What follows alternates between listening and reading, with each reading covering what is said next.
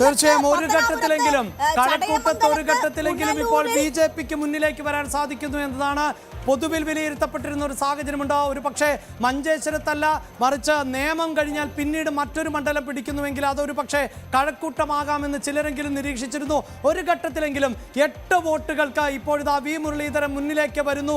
അത് ഇനി എന്തായിരിക്കും? അതായത് ഈ വോട്ട് നില മെച്ചപ്പെടുത്താൻ മുരളീധരന് സാധിക്കുമോ, അതിനപ്പുറത്ത് പിന്നിലേക്ക് പോകുമോ എന്നതാണ് കണ്ടറിയേണ്ടത്. ഇപ്പോഴിതാ വീണ്ടും ബി.ജെ.പിയുടെ ടാലി 2ലേക്ക് മാറാൻ സമയമാകുന്നു. നേമത്ത് രാജീവ് ചന്ദ്രശേഖർ മുന്നിൽ നിൽക്കുന്നു. അതോടൊപ്പം തന്നെ കഴക്കൂട്ടത്ത് തിരുവനന്തപുരം ജില്ലയിലെ 2 മണ്ഡലങ്ങൾ ഏറ്റവും ശക്തമായ ത്രികോണ പോരാട്ടം നടക്കുന്ന നേമവും വട്ടിയൂർക്കാവും കഴക്കൂട്ടവും. അതിലിതാ നേമത്തും കഴക്കൂട്ടത്തും ബി.ജെ.പി ഇപ്പോൾ മുന്നിട്ട് നിൽക്കുന്നു. കഴക്കൂട്ടത്ത് തുച്ഛമായ വോട്ടുകൾക്ക് 2 അക്കം പോലുമില്ല ആ മേൽക്കൈക്ക് എന്ന് നമുക്കറിയാം. കേവലം 8 വോട്ടുകൾക്ക് മാത്രമാണ് കഴക്കൂട്ടത്ത് മുന്നിൽ നിൽക്കുന്നത്. സംസ്ഥാനത്ത് ആദ്യമായി ഭൂരിപക്ഷം 40,000 കടത്തിയ നേതാവിന്റെ പേര് പറയാമോ? ചാണ്ടിയുമ്മന്റെ ഭൂരിപക്ഷം 40,000 കടന്നിരിക്കുന്നു. സംസ്ഥാനത്ത് ആദ്യമായി ലീഡ് 40,000 കടന്നിരിക്കുന്നു. ലീഡ് 40,000.